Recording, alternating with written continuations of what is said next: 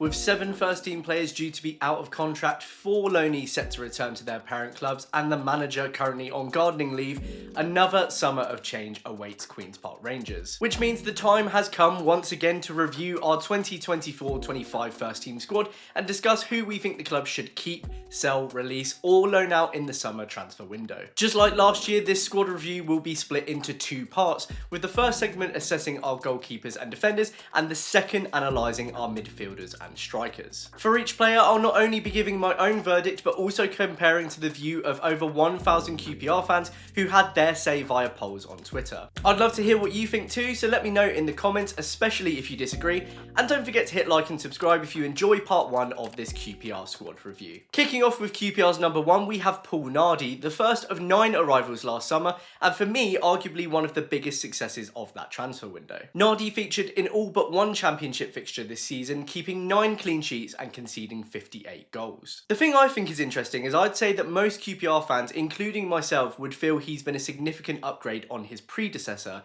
but Begovic actually kept 4 more clean sheets, made more saves, and had a slightly better shot stopping percentage. For me though, rating Nardi higher comes down to a few things. Firstly, his wages are presumably significantly cheaper than Begovic's were, so given the trade-off isn't that drastic in terms of performance and we brought him in on a free, a real saving has been made there. They're obviously very different keepers in terms of build-up. It was clear that the club would want a keeper who was more comfortable with the ball at his feet, something that Begovic wasn't.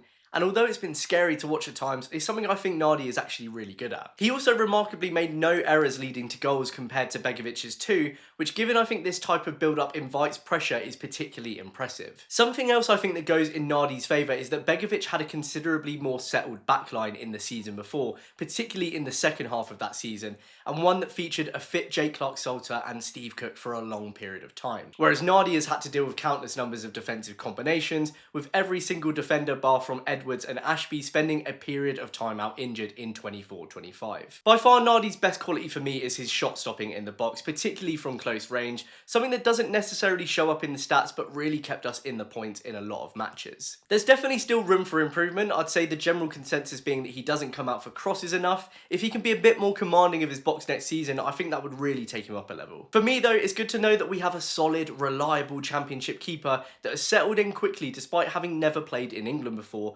and at just 30 years old, which is still pretty young in goalkeeper terms, he could well be QPR's number 1 for a few years to come. So naturally, I'm going with keep, as did 97.3% of the poll. The fact that Paul Nardi could well hold on to that number 1 shirt for so long does make the conversation around this squad's other 2 goalkeepers more complicated. After coming in for the final match of last season at Coventry, 23-year-old Joe Walsh was made deputy keeper of choice this year, having signed a new Rangers contract last summer. He went on to make 3 appearances in the Carabao Cup against Cambridge, Luton and Crystal Palace, and 1 in our annual FA Cup third round departure against Leicester City. And while Walsh wasn't able to keep a clean sheet in any of those 4 appearances, he made some impressive stops against Cambridge in the first round of the League Cup, and did notably save Luton's first penalty in the second round to pave the way for a 4-1 shootout victory after the match had ended 1-1 in regular time. Leicester City in the FA Cup was a performance to forget, with the home side scoring all 6 of their shots on target, though I think it would be harsh to attribute any of those to Walsh directly. Like last season, of course, he also did come in for the final league match of the season away at Sunderland, and I thought he produced some really impressive stops to maintain the lead and preserve that clean sheet. It's hard to say if or when Walsh will get a chance in the first team, but he still is only 23, and I think his time will eventually come at Rangers. For now, he's going to need to sit tight, keep performing in training, and just wait for that opportunity to come. So like 70.1% of the poll, I'm going with keep. By far the hardest decision to make when it comes to our goalkeepers is what to do with Murphy Cooper, who won Young Player of the Season on loan at League One Stevenage this season. The 23-year-old flourished as first choice keeper with an excellent 16 clean sheets from 40 appearances, the joint 4th highest in the division, an achievement made more impressive by the fact that Stevenage finished 14th. It puts QPR in the strange position of having 3 very good goalkeepers in their ranks at the same time, and with Cooper having been first team keeper for Swindon for the first half of 23-24 and Stevenage for all of this season, I do wonder how satisfied he would be coming back to warm the bench next year with limited first team opportunities. The club obviously ranked Walsh ahead of him ahead of this season too, so even if Cooper does come back, there's no guarantee he'd be ahead of even him despite this impressive season. This is where I think the club has a big decision to make. For me, given the number of players out of contract this season and the surgery this squad is going to need, if we get a good offer for Cooper, I would personally be tempted to take it. That situation would be very different if we didn't have Nardi, but one goalkeeper is going to be surplus to requirement soon, and Cooper is one of few potentially saleable assets right now. So this is the first player that I'm not aligned with the poll, with 45.4% opting for another loan and 38.1% saying keep. Moving on to defenders now, starting with supporters player, players player and junior hoops player of the season, Jimmy Dunn, who made 48 all appearances in all competitions and started all but one championship fixture. Last summer, the big question on my mind after a remarkable second half of the season following QPR triggering the option of an additional year was whether Dunn would remain at right back.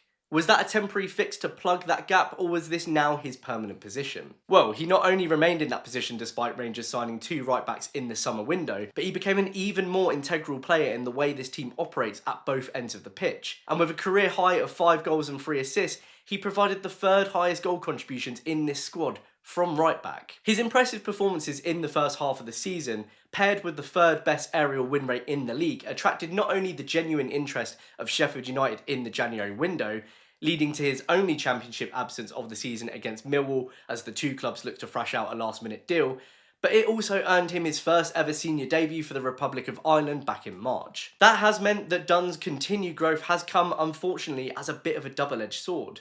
A player that couldn't get into the team 18 months ago has become essential to how QPR operated on the pitch this season, but in doing so, he's attracted attention from others. This was always the danger of not tying Dunn down to a new deal before January. For me, with the threat he offers at both ends of the pitch, there's not a single team in this division that wouldn't fancy him in their squad, especially on a free transfer, and many of them will be able to considerably increase his wages. I do have a little bit of sympathy for the club in this regard. I can't imagine we didn't table some kind of good offer, but it was always going to be in his and his agent's interest to keep their options open heading into the summer, particularly once the Sheffield United interest started to materialise. The strange part of this to me though is that no one outside of QPR seems to quite realise that he's playing out of position at right back.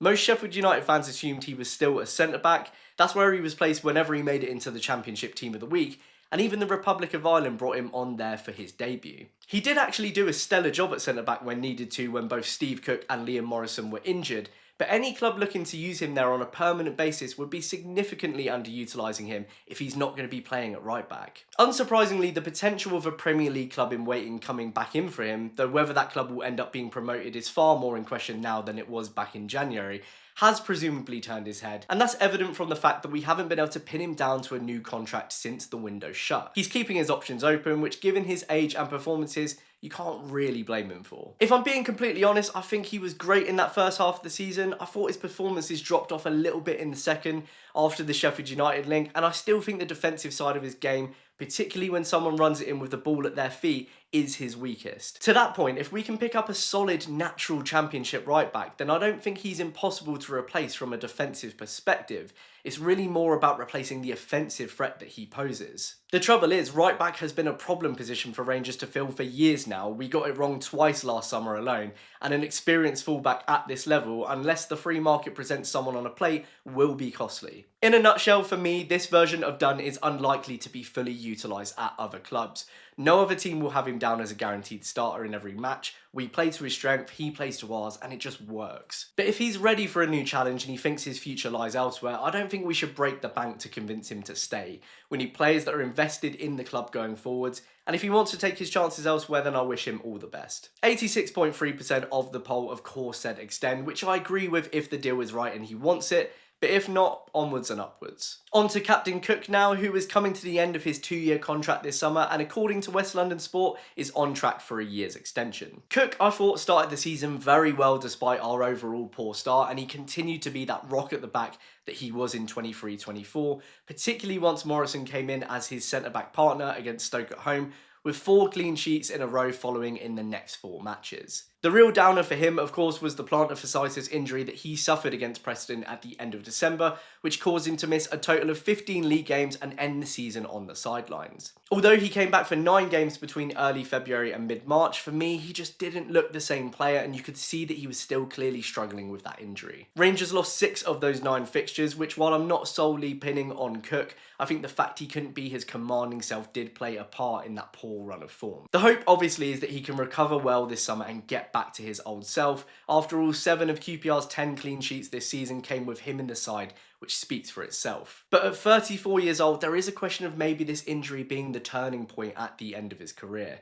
We've seen it before with players staying just that bit too long, and even if he does get past this injury, I just don't think we're going to be able to rely on him quite so much next season. Ultimately, if it's for one more season and the wages are right, I'm not against keeping Cook at all, especially given he's a real leader and will help to ease the transition of new players into the squad.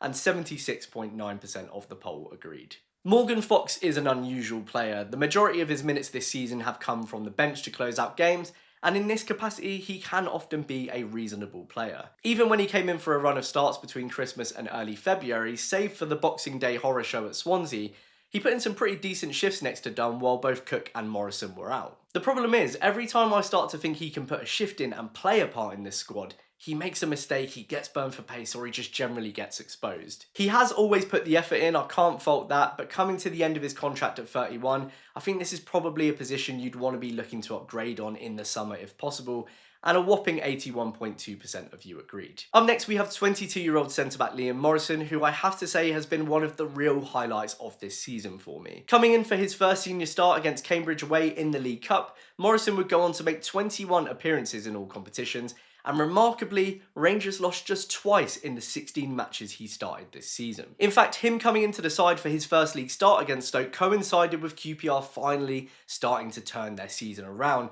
because after winning just once in their first 16, next to Cook the team would go the next 7 games unbeaten. And it's no coincidence that when he then joined Cook on the sidelines with injury after Preston, we went to Swansea and got hammered. Once he returned to the team at the start of April on the back of a classic QPR downward slide over the previous 2 months, we kept our first clean sheet in 6 games and once again went 4 unbeaten to confirm our safety. I like his calmness on the ball, his positioning and his distribution into midfield.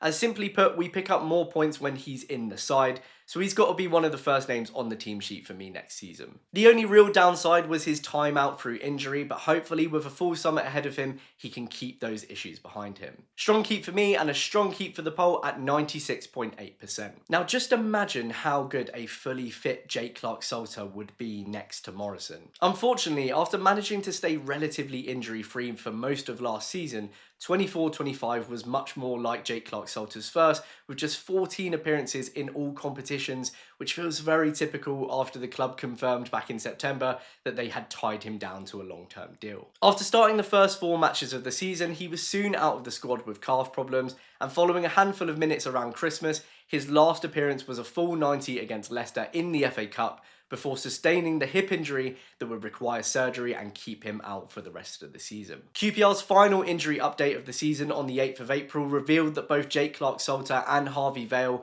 were anticipated to be starting their on-pitch activities later that month, so fingers crossed he's ready for a good pre-season. I feel for the guy, I really do, and my god, if there's someone who would benefit from the club's head of performance not working remotely from Dubai, it's him. It's a keep for me, like 72.6% of you, and here's hoping he can play a bigger part next season. QPR's only senior left back this season, Kenneth Pal, made 43 appearances for Rangers this season, scoring 1 goal, providing 3 assists, and playing part in 6 clean sheets between starts and bench appearances. And after 3 seasons at Rangers, the 27-year-old's contract expires this summer with quite literally no suggestion from any party that he or the club are considering extending it. Now I do like Powell, he's been a regular starter for us for the past few years, and I don't think I would have minded if a new contract had been agreed, because he can be a decent championship player on his day. But I don't think it's the end of the world if he does leave the club this summer, because that day just doesn't come often enough for me.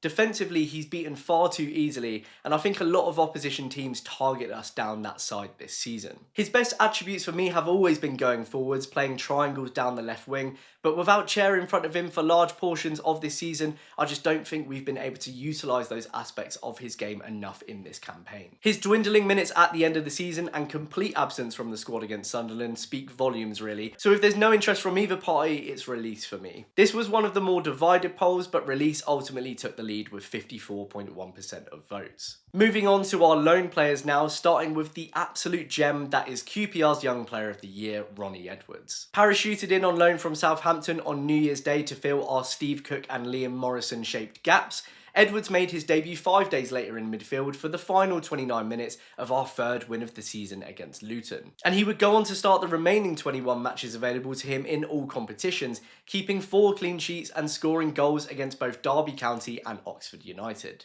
Excellent on the ball, strong in the air, aggressive in the tackle, he's everything you could ever want from a modern centre-back, and if I'm being honest, I'm quite amazed he ended up on loan with us this season. Simply put, he's just way too good for the Championship, and I'd argue probably the best loan player we've had since Carl Walker. So like 91.1% of you, I would love for us to somehow sign him, but realistically there's not a chance we see him back in a Rangers shirt, and if other clubs have done their homework, I reckon there's a good chance he won't be in a Southampton shirt next season either. Give it a few more years and I fully expect him to be making the England squad. Next up we have Newcastle loanee Harrison Ashbee, a right back who has ended up playing the majority of his minutes at left back, and ironically has looked much better there than his natural position. In the early stages of the season, Ashbee felt to me like a classic Premier League Academy graduate, a player that clearly has technical ability, but didn't know how to apply it appropriately in one of the most physical and demanding leagues in the country. That led to mishit diagonals, failed flick-ons, and inappropriately timed overlaps that would leave us exposed in behind. Strangely, as I say, this seemed to happen far more often when he started on his natural right-hand side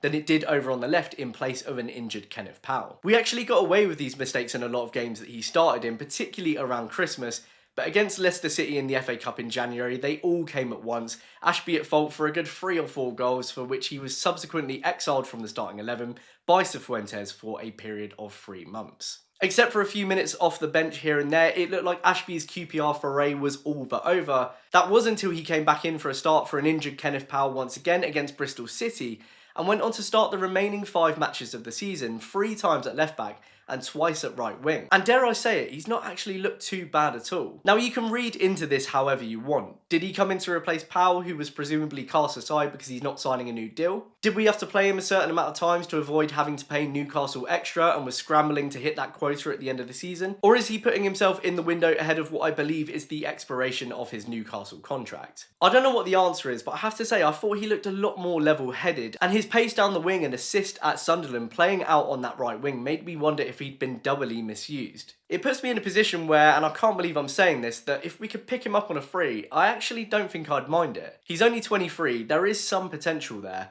and under the right coach he might actually be a player that could be polished up. 74.1% of the polls said they would release him, but I do wonder if some might have changed their mind over the last few games and whether they would consider him on a free. Moving on to our 2 defensive loans out, first up we have right back Havard Santos, who after 9 appearances for Rangers in the first half of the season was sent out on loan to Portuguese side Vitória in January with an option to buy. Now look, it was pretty evident early on that Havard was out of his depth in the Championship. This was a free punt by the club last summer to make up the numbers, and it was one that very quickly Cifuentes made clear that he did not rate. With that said, I do feel a little bit of sympathy for him. His last start was out of position at left back against Borough, in which he was absolutely ripped apart by Ben Doak and hooked at half time, and you didn't exactly need coaching badges to be able to see that one coming. He's played 7 times for Vitória since going on loan, twice in the UEFA Conference League against Betis, and in a weird QPR multiverse event, even came up against his Rangers predecessor Kakai when playing Boa Vista in the league. The only shame is that he's spent the last 5 matches on the bench, which doesn't particularly suggest they'll want to activate that option to buy. Either way, if possible, it's probably best for both parties that he's moved on in the summer, with 59.6% of the poll agreeing to sell. The final player for this half of the squad review is left back Zed Lakesh, who has spent this season on loan with Dundee in the Scottish Premiership, where he's made 28 appearances in all competitions. Despite Dundee currently being in the relegation round, it's been a productive campaign for Lakesh on a personal level. Either side of a mid-season hamstring injury, he's been a regular starter, and with 3 goals and 4 assists, has provided a real attacking threat at left back. As far as loans go, that's a pretty ideal campaign. He's had consistent playing time, he's racked up some attacking returns, and he'll have made a case for himself to be looked at by QPR this summer through a different lens, particularly with the starting left-back position looking to be available. The question really is whether he's ready for that step up to the Championship. He was useful off the bench last year, but never struck me as a particularly strong defender, so we need to be convinced of real progress this season in that regard for him to be considered. So like 68% of you, I would keep him around this summer and see what he can do, but with only 12 months left on his contract, we'll have to be firm in that decision. Right, so that is our goalkeepers and defenders reviewed. Thank you so much for tuning in for part 1. Let me know what you think in the comments below, particularly if you disagree. And make sure you keep an eye out for part 2, in which I'll be taking a look at QPR's midfielders and strikers. Don't forget to hit like and subscribe if you've enjoyed this and you want to see more QPR content, and hopefully I'll see you in the next part. Cheers!